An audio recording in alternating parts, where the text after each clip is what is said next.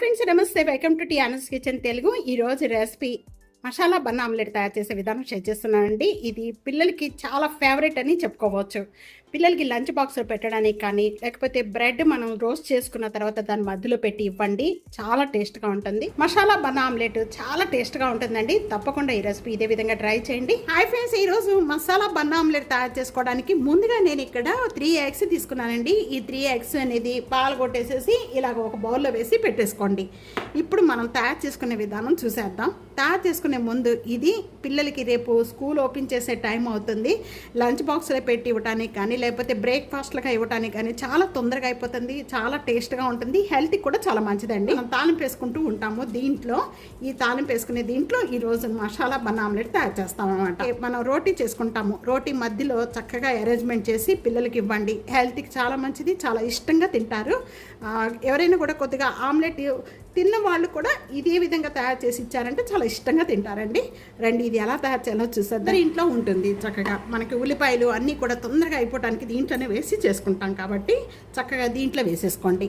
ఇక్కడ 1 tablespoon ginger garlic paste, దీంట్లో 1 tablespoon garam masala powder, 1/2 tablespoon మిరియాలు కచ్చిపిచ్చిగా నూరుకున్నాను. మీ దగ్గర మిరియాల పౌడర్ ఉందనుకోండి, మిరియాల పౌడర్ వేసేసుకోండి. సరిపడా సాల్ట్ తక్కువగానే వేసుకోండి. 1 spoon red chilli powder, 1 tablespoon నేను ఇలా బిగ్ సైజ్గా కట్ చేసేసాను. దీంట్లో వేసేసుకుందాము.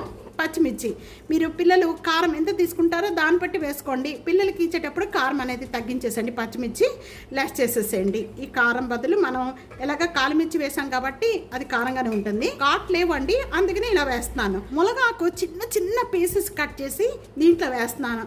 ఎందుకంటే హెల్త్కి చాలా మంచిది. ఈ మునగాకు ప్లేస్లో మీరు కరివేపాకు చిన్న చిన్న పీసెస్ కట్ చేసుకొని వేసుకోవచ్చు. తోటకూర వేసుకోవచ్చు, పాలకూర వేసుకోవచ్చు. అన్ని ఆకుకూరలు మీరు చిన్న చిన్న పీసెస్ కట్ చేసేసుకొని దీంట్లో వేసుకోండి. ఉట్టప్పుడైతే మనకి కూరల్లో కానీ, లేకపోతే మనకి రోటీలో వేసినప్పుడు కానీ తినరు కొంతమంది. ఇలా వేసి చేశారనుకోండి, ఆమ్లెట్ చాలా టేస్ట్గా ఉంటుంది. వాళ్ళకు కూడా మనం వేసినట్టు తెలీదు. అందుకని నేను మునగాకు వేస్తున్నానండి. చాలా హెల్త్కి మంచిది కాబట్టి ఒక 1 కప్పు మునగాకు. ఆర్గనో మనకి అనుకోండి, చిల్లీ ఫ్లాక్స్ వేసుకోండి. ఒక 1 pinch ఇట్లా వేసుకోండి. ఇవన్నీ కూడా ఇప్పుడు మనం చిన్న చిన్న పీసెస్గా కట్ చేసేసుకుందాం.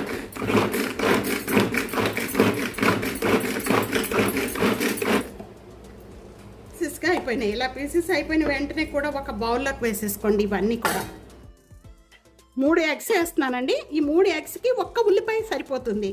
బాగా బీట్ చేసేయండి. ఇదంతా కూడా ఇప్పుడు మనం బన్ ఆమ్లెట్ ఎలా వేసుకుందామో చూసేద్దాం. ఆయిల్ వేసానండి. అంటే డప్పగట్టలు తీసుకోండి. ఇలాంటి డప్పగట్టలు తీసుకుంటే మనకి వేసుకోవడానికి చక్కగా ఉంటుంది. ఇలా డప్పగట్టలు తీసేసుకొని ఒక డప్పగట్టి ఇలా వేసేయండి. సైడ్ బాగా వేగిన వెంటనే కూడా మనం టర్న్ తిప్పుకోవాలి. అలాంటి ఇలా మూవ్ చేసేసిన వెంటనే కూడా టర్నింగ్ తిప్పుకోవాలి. 1 side వేగిపోయిన వెంటనే దీన్ని టర్న్ తిప్పుకోవాలి. ఇలా కలర్ వచ్చేంత వరకు కూడా వేయించుకోవాలి. వెంటనే కూడా మనం ప్లేట్లో తీసేసుకుందాం. చూస్తే ఒక 1 tablespoon ఆయిల్ వేస్తున్నానండి. ఒక గరిట. ఇలాగ తప్పకుండా ట్రై చేయండి. చాలా టేస్ట్గా ఉంటుంది. అందులో మనం దీంట్లో మునగాకు వేసి చేసాము. చాలా హెల్త్కి కూడా మంచిదండి. చూడండి ఎంత చక్కగా కలర్ వచ్చేసిందో. అసలు సాస్ వేసి ఇవ్వండి పిల్లలకి. అసలు మంచిగా బ్రేక్ఫాస్ట్ చక్కగా తినేస్తారనమాట. అంత బాగుంటుంది.